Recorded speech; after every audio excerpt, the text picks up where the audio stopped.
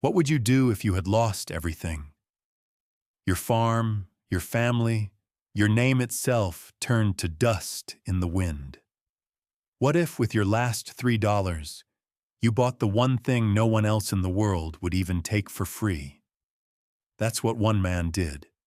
He paid $3 silver for a burned-out cabin, a blackened scar on a forgotten piece of land, and in doing so, he bought the laughter and scorn of an entire town. But the truth waiting for him beneath the ash and charcoal, a secret the fire itself couldn't destroy, was a discovery that would not only make him a wealthy man, but would restore the very thing he thought he'd lost forever. Settle in and stay close, and let us know in the comments where you're watching from, as we tell the story of Silas Croft and the inheritance of Ash. Silas Croft rode into the town of Redemption Peak on a horse as tired as he was. The horse, an old gray gelding named Bartholomew with a swayback and one cloudy eye, moved with the slow, resigned gait of a creature who had long since given up on arriving anywhere good. Silas matched him. His shoulders were slumped inside a canvas coat worn thin at the elbows, and the brim of his hat was pulled low. Not against the sun, but against the memory of faces. Dust, the fine pale dust of the high plains, coated them both. A second skin of failure. He had been gone for 10 years, and in that time, the world had taken everything from him. The farm his father had built, lost to a 3-year drought that had cracked the earth like old pottery. His wife Martha, taken by a fever that same merciless winter. He had a memory of her hands, kneading dough, the flour dusting her arms, and the memory was so sharp it was like a physical pain in his chest. He had left Redemption Peak a proud young man with a future. He returned a ghost, haunted by the past, with nothing to his name but the clothes he wore, the horse beneath him, and a handful of coins that rattled with a lonely sound in his pocket. The town hadn't changed much.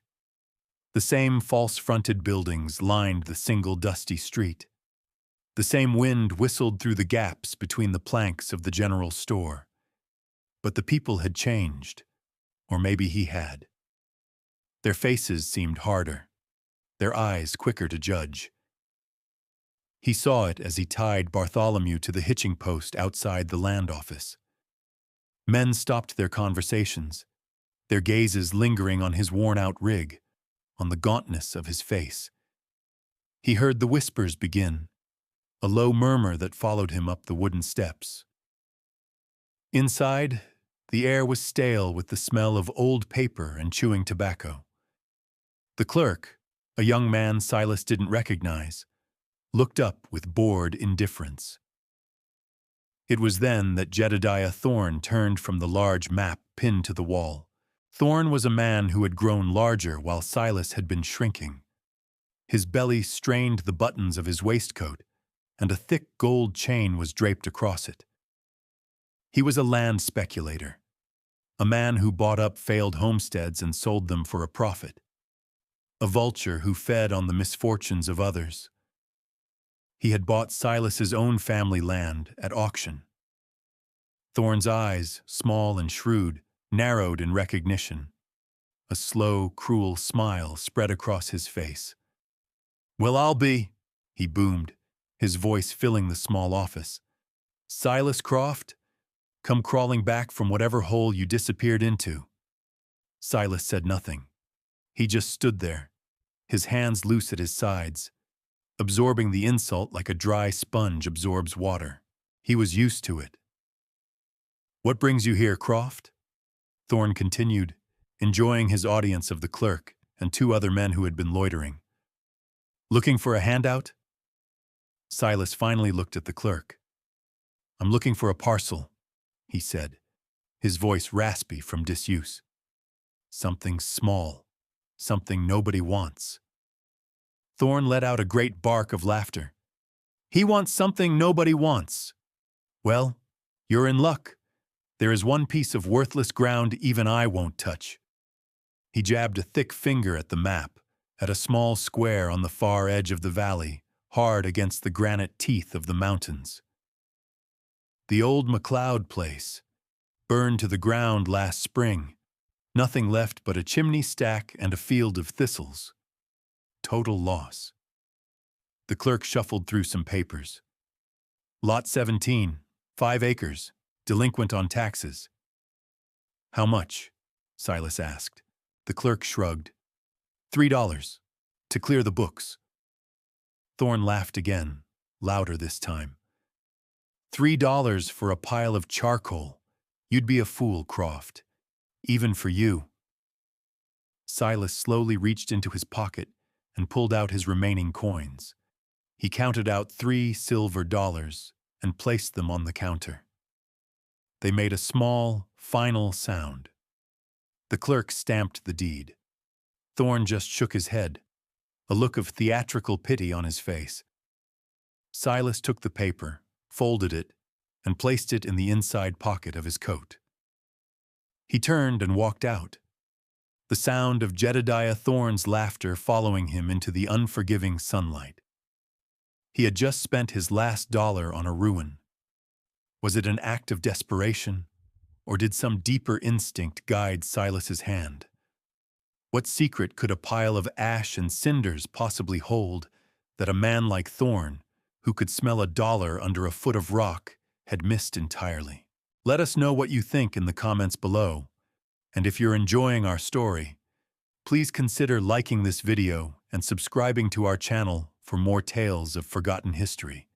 For Silas Croft, the laughter of the town was still ringing in his ears as he mounted his old horse and turned toward the mountains, toward the property that was now his, and the truth that had been waiting for him all along. The mockery didn't end at the land office. It followed him like a stray dog through the rest of the town. As he bought a small sack of flour and some salt pork at the general store, the last of his provisions, he could feel the eyes of the other customers on his back. He heard a woman whisper to her friend, "That's him, the one who bought the burnout." The friend clucked her tongue. Poor soul. Lost his mind along with his farm, it seems. In the saloon, where he went only to fill his canteen with water, the talk was louder. A group of ranch hands stood at the bar, and one of them called out, "Hey, Croft! Hear you're a landowner now. Planning on farming charcoal?" The others guffawed. Jedediah Thorne was there, of course, holding court. He raised his whiskey glass in a mock toast. To Silas Croft, the king of ash and ruin. Silas simply filled his canteen, tightened the cap, and walked out, the door swinging shut on their jeers. He had learned long ago that answering fools only encouraged them. Silence was his only shield. As he was preparing to leave town, leading Bartholomew toward the road that wound up into the foothills, a figure stepped out from the deep shade of the blacksmith's forge. It was an old woman, her face a beautiful, intricate map of wrinkles. She was known in town only as Ilara, a woman of the Ute people who had refused to leave when her tribe was moved to a reservation decades ago. She lived on her own, spoke little, and was regarded by the townsfolk with a mixture of fear and grudging respect. She held a small, tightly woven basket in her hands. She looked at Silas, her dark eyes seeming to see right through his worn coat and into the hollow space his grief had carved inside him. She didn't offer sympathy. She simply held out the basket. Inside were 3 hardy, wrinkled apples and a piece of dried venison. Silas hesitated, but she pushed it into his hands. "The ground remembers what the fire forgets," she said, her voice low and raspy, like stones rubbing together. That was all. She turned and walked away, disappearing back into the shadows as quietly as she had appeared. Silas stood there, holding the basket, the weight of her words settling on him. He didn't understand them, but he felt their significance. a small, solid thing in a world that had become thin and brittle. He tied the basket to his saddle, the simple gift a stark contrast to the scorn he'd received from everyone else. He was almost out of town when Thorn rode up beside him on a fine black stallion that pranced and tossed its head.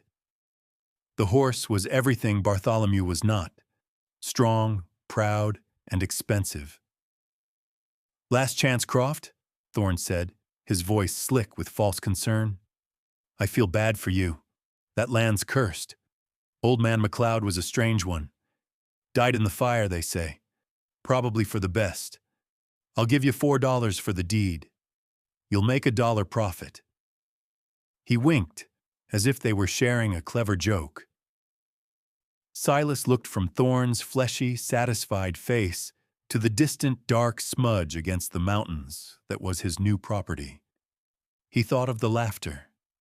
He thought of the old woman's words. He pulled the brim of his hat down a little further.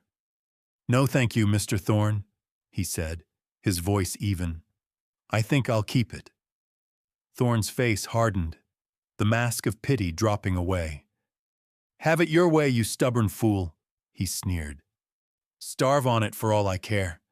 You'll come begging before the first snow." He spurred his horse, showering Silas and Bartholomew in a cloud of dust, and galloped back toward the town.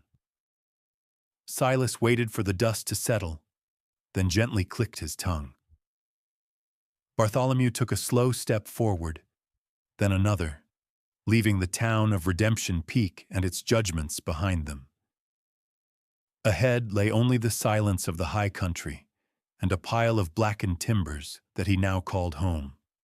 The journey to Lot 17 was a slow climb out of the valley's basin.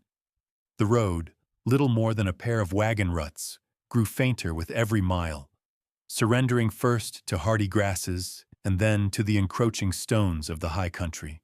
The air grew thinner, cleaner, scented with pine and the cool, earthy smell of the mountains.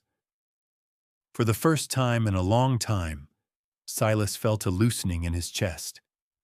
Here, there were no whispers, no pitying glances. There was only the vast, indifferent sky, the patient strength of the granite peaks, and the steady, rhythmic plodding of Bartholomew's hooves. The horse seemed to feel it too. His ears pricked forward, his step a little less weary. They were leaving the world of men and entering the world of the land, and for both of them, it felt like a kind of homecoming. The sun was beginning its long, slow descent toward the western ridge when he saw it. From a distance, it was just what Thorn had described, a dark scar on a gentle slope, marked by the skeletal finger of a stone chimney. As he drew closer, the full scope of the desolation became clear. The cabin had been consumed by a fire of incredible intensity. What timbers remained were charred to the consistency of coal, fragile and black. The roof was gone entirely, leaving a jagged rectangle of foundation open to the sky. Patches of what had once been the walls lay in heaps of blackened debris.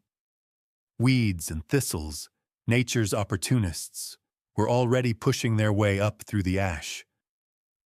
A cold wind funneled down from the peaks, moaning as it passed through the hollowed-out ruin. It sounded like a lament. Any hope Silas might have harbored, a tiny, foolish ember, seemed to die in that moment. The place looked worse than worthless. It looked hopeless. He dismounted, his joints aching from the long ride. Bartholomew nudged his shoulder with his nose, a silent question. "Well, old friend," Silas murmured, stroking the horse's dusty neck. "This is it." He didn't approach the ruin directly. Instead, he walked the perimeter of the 5 acres, his boots crunching on dry soil and loose rock. The land was sloped, rocky, and covered in sagebrush and tough mountain grasses. It was poor land for farming, poor land for grazing. He could see why no one wanted it. The only redeeming feature was a small, clear creek that trickled down from the higher elevations, carving a shallow course along the property's northern edge. At least there was water. As dusk began to bleed purple and orange across the sky, he chose a spot for his camp, a small, level patch of ground under the shelter of a cluster of old pine trees, 100 yards or so from the cabin's remains. He unsaddled Bartholomew, rubbed him down, and let him graze by the creek. He built a small fire, its cheerful crackle a small defiance against the encroaching chill and the sorrowful ruin that watched him from the hillside. He ate one of Alara's apples and a piece of the venison. The apple was crisp and tart, the meat salty and rich. It was the best meal he'd had in months. He didn't unroll his bedroll right away. He sat by the fire, nursing a tin cup of hot water, and just watched the cabin. The rising moon cast it in silver, skeletal light, making the shadows within it seem deep and mysterious. He listened. He heard the wind sighing through the charred timbers, the distant call of a night bird, the gentle murmur of the creek. He was listening to the land, to the place itself, letting its silence wash over him, cleansing him of the town's noise. That night, he slept near the ruin, a man with nothing, camped beside a structure that was less than nothing. And yet, for the first time since Martha's passing, he did not dream of what he had lost. He dreamed of stone and water and the patient turning of the seasons. For 3 days, Silas did nothing but exist on the land. He moved his small camp closer to the creek, repaired a section of old fence to create a small paddock for Bartholomew, and spent his hours walking the property, his eyes on the ground. He wasn't looking for anything in particular. He was simply learning the contours of his new world, the way the light fell at dawn, the types of rocks that littered the soil, the paths the deer used to come down to the water.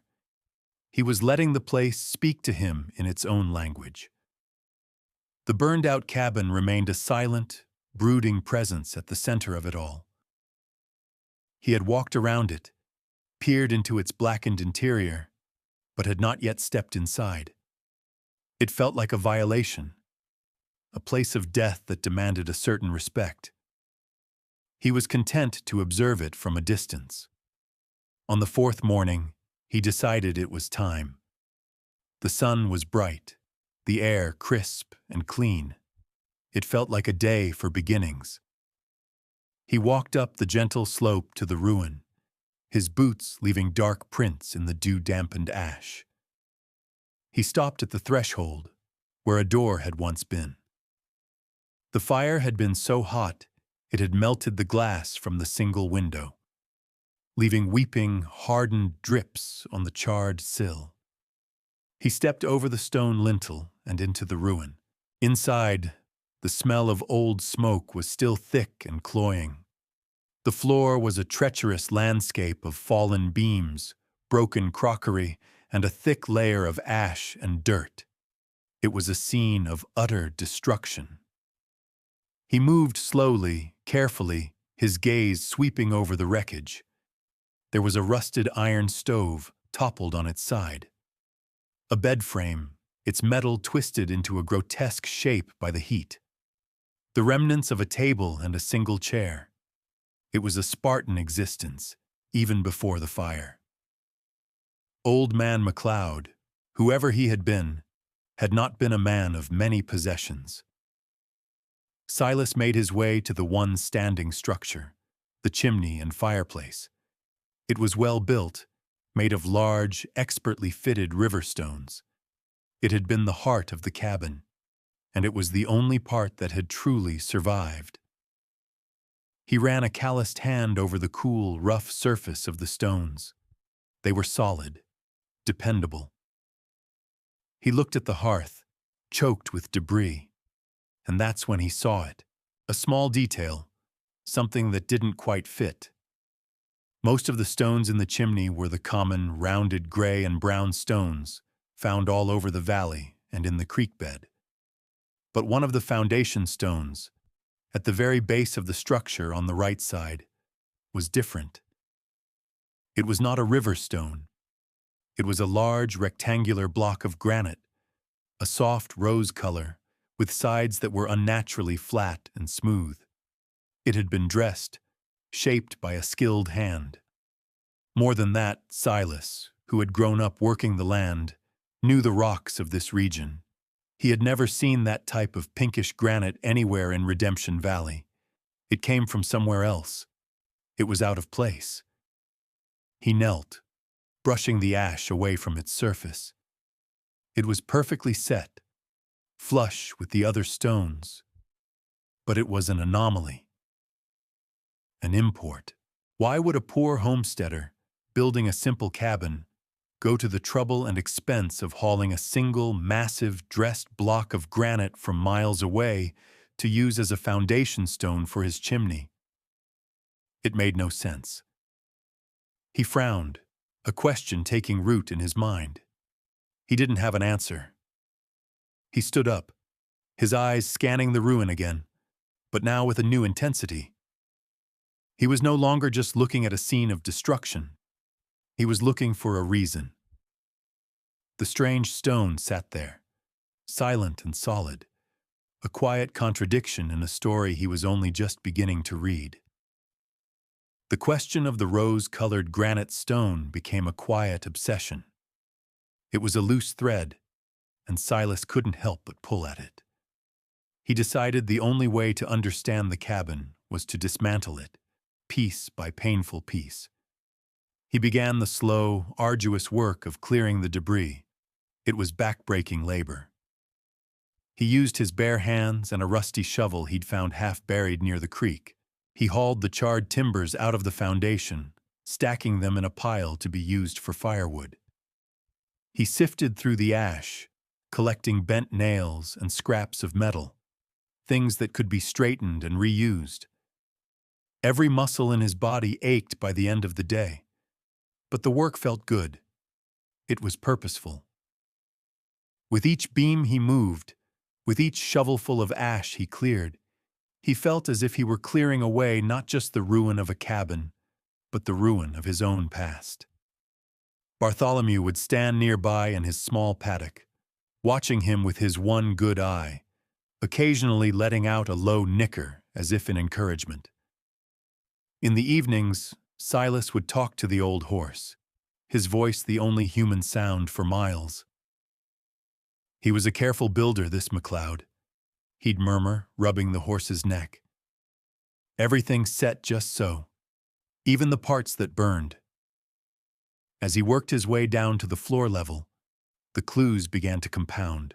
Near the front door, buried under a layer of soot and hardened mud, he found the remains of a lock. It wasn't the simple latch or bolt one would expect on a frontier cabin.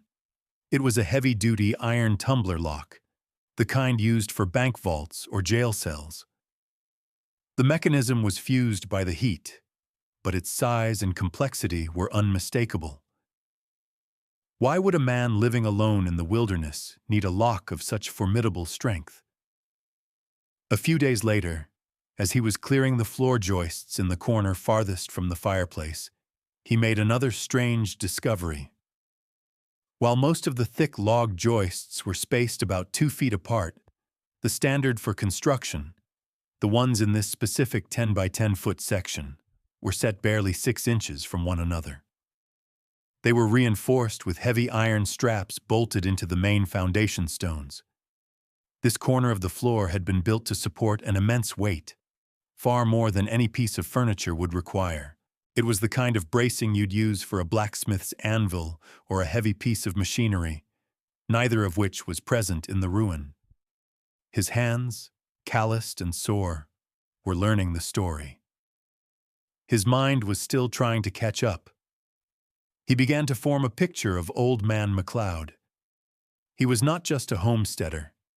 He was a man with secrets, a man who built things to last, and a man who was protecting something.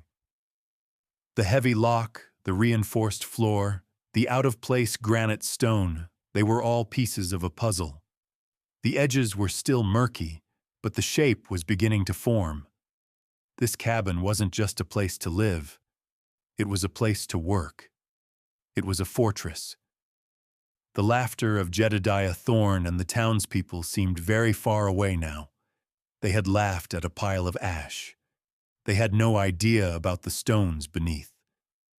Silas kept working, his pace steady and determined, driven now by a deep and compelling curiosity. The fire had taken the house, but it hadn't taken its secrets. They were waiting in the earth, and Silas was getting closer with every handful of dirt he moved. The reinforced corner of the cabin became the focus of his efforts. The earth there was packed hard, almost like stone itself. Days of sun and seasons of rain had turned it into a stubborn, unyielding surface. He worked at it with the shovel, the blade scraping and ringing against the compacted dirt. It was slow going. He was nearly a foot down when it happened. The tip of his shovel struck something that wasn't earth or stone. It made a dull, metallic clank. Not the high ring of hitting a rock, but a flat, solid thud. He stopped, his heart giving a sudden, hard beat. He knelt and dug carefully with his hands, scooping away the loose dirt. His fingers brushed against a cold, flat surface. He kept digging, his excitement mounting, until he had uncovered the corner of a large, flat iron plate, about 2 inches thick and pitted with rust. Set into the plate was a heavy iron ring, flush with the surface. It was a handle, a trap door. It took him the better part of an hour to clear the entire plate. It was a perfect 4-foot square of solid iron, immensely heavy. He looped a length of rope through the ring, braced his feet against the foundation, and pulled. Nothing. The plate didn't budge. It was sealed tight by dirt and time. He brought Bartholomew over, hitching the rope to the horse's saddle horn. "Easy, old friend," he said softly, taking the bridle. "Just a little." He urged the horse forward. Bartholomew leaned into the weight, his old muscles straining. There was a groaning, scraping sound as the seal of dirt broke, and then with a sudden lurch, the iron plate lifted and scraped aside, revealing a dark, square opening in the earth. A wave of cold, musty air rose from the hole, a smell of deep earth, of stillness, and of something else. A faint, clean, mineral scent. Like a freshly struck rock, he tethered Bartholomew and lit his lantern. The flickering yellow light cut through the darkness, but only just. He held it over the opening. A set of steep, narrow stone steps led down into the black. Taking a deep breath, Silas lowered himself onto the first step. The air was colder here, the silence profound. He descended slowly, the lantern light throwing his shadow, huge and distorted, against the earthen walls. The steps ended on a floor of smooth, packed clay. It was a small, man-made cellar, no bigger than the reinforced section of floor above it. The walls were lined with shelves, and on them, Silas's light revealed an astonishing sight. This was no root cellar. On one shelf sat a collection of tools, but not farm tools. These were fine, precise instruments, rock hammers with slender, pointed heads, delicate chisels, brass calipers, and a set of nested metal sieves. On another shelf were glass jars filled with labeled rock and mineral samples, their crystalline structures glittering in the lantern light. And on a third, carefully rolled and tied with leather thongs, were dozens of oilcloth maps. This was the workshop of a geologist, a prospector, a scientist. In the center of the room was a small, sturdy table. On it sat a heavy, leather-bound ledger, its cover protected from the damp by a sheet of oiled canvas. Its pages were filled with a neat, precise hand. Silas opened it, his hands trembling slightly. The first page was dated 15 years prior. "My name is Alistair MacLeod," it began. "I am a mineralogist. I have left the world of academies and arguments to seek the truth in the earth itself. And here, in this forgotten valley, I have found it." As Silas read, the story of the cabin, of the man who built it, unfurled. MacLeod hadn't found gold or silver. He had found something far rarer. The journal described, in meticulous detail, his discovery of a unique, concentrated vein of tellurium, a brittle, silvery white element incredibly scarce and, as MacLeod correctly theorized, essential for new types of electrical conduction and metallurgy. The maps charted the vein's course through the property. The rose-colored granite stone wasn't just a foundation. It was a marker, a sample of the granite strata in which the tellurium was found. The final entries were frantic, paranoid. A rival from his academic past, a man named Thorne, Jedediah Thorne's father, had tracked him down, trying to steal his claim. MacLeod wrote of setting a fire himself, a desperate act to destroy his surface research and make the property seem worthless, hoping to protect the real secret hidden below. He had planned to escape, but the fire had raged out of control faster than he anticipated. The last entry was a single, hasty scrawl. "The ground remembers." Ilara's words. Silas closed the journal, the lantern light glinting on his stunned face. He looked around the hidden cellar, at the life's work of a brilliant, secretive man. He had paid $3 for a pile of ash. He now understood he was the heir to a fortune. For a week, Silas lived in a state of quiet wonder. He spent his days clearing the rest of the cabin, his labor now imbued with a sense of purpose that was almost reverent. He was no longer just a scavenger. He was a custodian. He spent his evenings in the cellar by lantern light, poring over Alistair MacLeod's journal and maps. He learned about geology, about mineralogy, about the patient, methodical work of reading the story written in the rocks. He felt a deep kinship with the man he had never met, another quiet soul who had sought refuge and truth in the solitude of the mountains. He felt the weight of the legacy that had been passed to him, not just of the valuable mineral in the ground, but of a life dedicated to knowledge and discovery. He knew he had to proceed carefully. A discovery of this magnitude would attract vultures, men like Jedediah Thorne. He had to be smart. But before he could make a plan, the sky, which had been a brilliant, cloudless blue for weeks, began to change. A strange, yellowish light filtered down into the valley. The wind picked up, carrying a biting chill that spoke of winter's imminent arrival.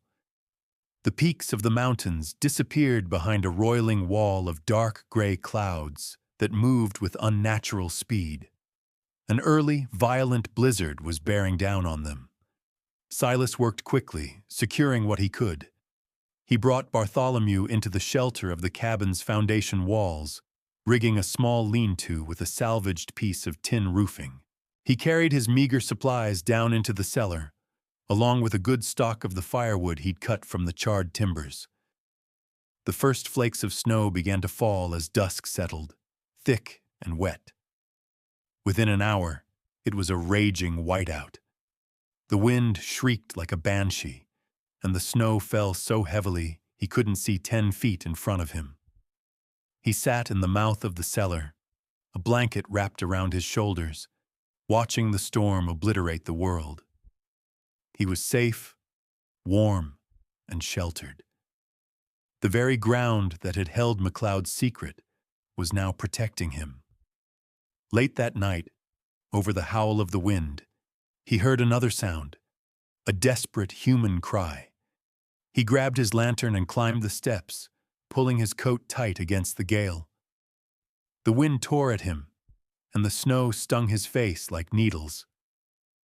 He held the lantern high, its light a tiny, fragile beacon in the maelstrom. Through the swirling snow, he saw them.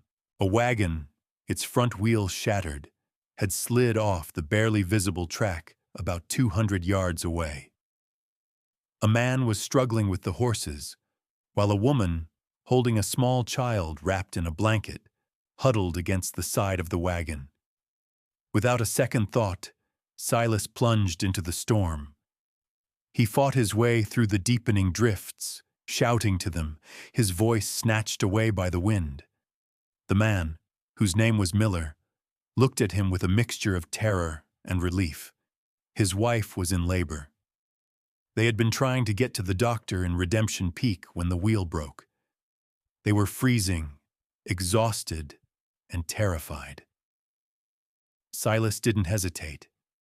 He helped Miller unhitch the horses and led them back toward the ruin. He guided the woman, who was leaning heavily on her husband, toward the cellar. He settled them inside, giving them his own blankets, stoking the small fire he'd built in a makeshift brazier.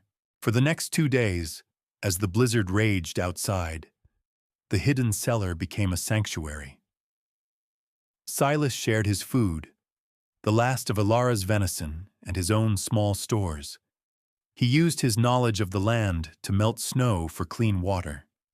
He offered what comfort he could, his quiet, steady presence a balm to their fear. On the second night, with the wind still screaming and the snow piling in drifts against the foundation walls, Mrs. Miller gave birth to a healthy baby boy. In the lantern-lit cellar, surrounded by the tools and maps of a long-dead scientist, a new life had begun. Silas Croft, the man who had lost everything, had just saved a family. He had used the legacy of the cabin not for wealth, but for life. In that moment, he knew he was no longer just the owner of this land. He was its steward. When the storm finally broke on the third morning, the world was transformed. It was covered in a thick, pristine blanket of white. The sunlight on the snow so bright it was blinding. The air was still and cold and utterly silent. The Miller family was weak, but safe. Mr. Miller looked at Silas, his eyes filled with a gratitude so profound it needed no words. "We owe you our lives," he said, his voice thick with emotion. "I have no way to repay you." "There's nothing to repay," Silas replied simply. "You needed shelter. The mountain provided." He helped Miller fashion a crude sledge to carry his wife and new baby, and using Bartholomew and one of the Miller's own horses, he helped them begin the slow journey back toward town. As he watched them go, a tiny dark procession against the vast expanse of white, he felt a sense of peace he hadn't known in years. His discovery had been tested, and he had chosen correctly. He had chosen community over secrecy, life over wealth. The secret of the tellurium could wait. A week later, the story had made its way through Redemption Peak. The Millers, safe and sound, had told everyone of the quiet, solitary man in the burned-out cabin who had taken them in from the blizzard and saved them. They spoke of his kindness, his calm competence, and the strange, deep cellar that had served as their sanctuary. The narrative of Silas Croft, the town fool, began to crumble. People looked at him differently when he rode into town for supplies. The whispers were still there, but now they were tinged with curiosity and respect, not scorn. He ignored them, as always. He had not acted for their approval. He went to the assay office, a small shack at the edge of town run by a traveling assayer named Mr. Elias Vance, a quiet, scholarly man with spectacles and ink-stained fingers. Silas laid one of McLeod's maps on the counter, along with a small, heavy rock sample from the vein. He said nothing, simply waiting for the man to look. Mr. Vance examined the rock, turning it over and over under his magnifying glass. He scraped a small piece of it, subjected it to a few simple chemical tests. His eyebrows rose higher and higher. He then unrolled the map and studied it, his finger tracing McLeod's precise lines. Finally, he looked up at Silas, his expression one of pure, unadulterated awe. "My good man," he said, his voice barely a whisper. "Do you have any idea what you found?" "I have some idea," Silas said quietly. "This map," Vance continued, tapping the oilcloth, "and this sample. This is the most significant tellurium deposit I have ever seen, potentially one of the richest on the continent. The purity is extraordinary."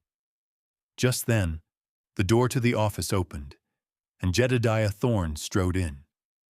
He saw Silas, saw the map and the sample on the counter, and his eyes narrowed with suspicion. "What's this, Croft?" he demanded. "Playing with rocks now?" "Mr." Vance, a man not easily intimidated, looked at Thorne over the top of his spectacles. "Mr. Croft," he said, his voice carrying the weight of authority, "has discovered a mineral claim of immense value. This property, which I believe you sold to him, is worth, well, incalculable is the first word that comes to mind." Thorne's face went slack, his jaw dropping, the color drained from his cheeks. He stared at Silas, then at the rock, then back at Silas. He saw not a fool, but a man who had seen something he had entirely missed. He opened his mouth, then closed it.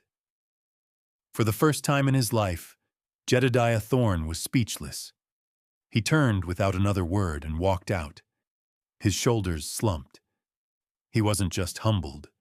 He was defeated, not by a rival, but by his own arrogance. The news spread through the town like a grass fire.